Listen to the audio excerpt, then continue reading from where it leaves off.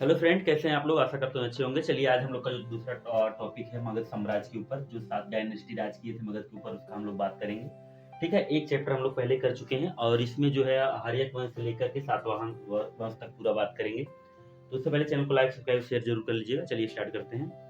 ठीक है, आर्यक वंश की बात करते हैं तो ये जो है बिंबिसार इसका स्थापना किया था 544 ईसा पूर्व में। और इसकी जो पत्नी थी महाकोसला, चेलना और क्षेमा, 3 पत्नियां थी इसकी बिंबिसार की।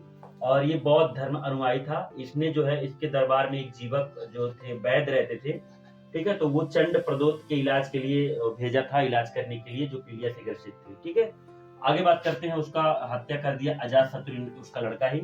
और इसकी पत्नी जो थी वजीरा थी, इसको पुत्रहंता या कुड़ी कहा गया इसी के चलते।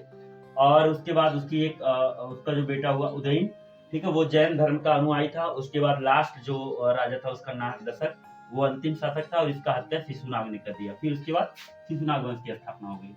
शिशुनाग का जो लड़का था कालाशोक, उसको काकवड़ कहा गया। उसके बाद उसका लड़का जो है नंदीवर्मन, ये अंतिम शासक था।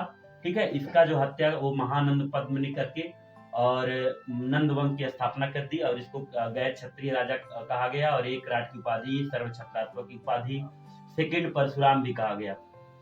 और इस वंश का अंतिम शासक जो था वो धनानंद था। और इसी के समय में ही सिकंदर का जो है आक्रमण हुआ था। ठीक है, और इसने ही बेइज्जती किया था किसका? कौटिल्य का।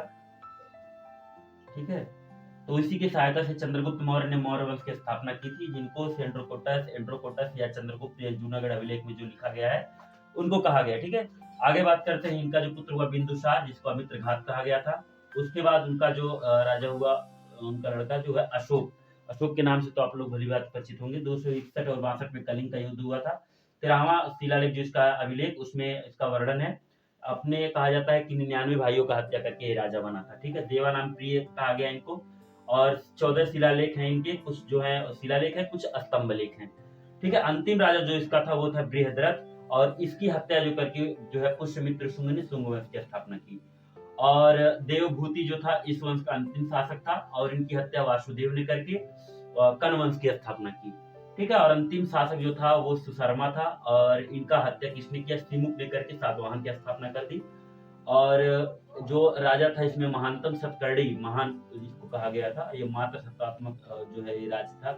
और शीशे का ज्यादा प्रयोग ये मतलब जो है ये लोग प्रयोग करते थे सातवाहन के लोग। ठीक है, तो ये था पूरा मगध साम्राज्य। तो ये था मगध साम्राज्य का पूरा वंश। ये पूछा जाता है कौन सा स्थापना किया और अंतिम शासक कौन था। ठीक है, तो ये लोग फटाफट याद कर लीजिएगा। अब मिलते हैं अगले वीडियो में।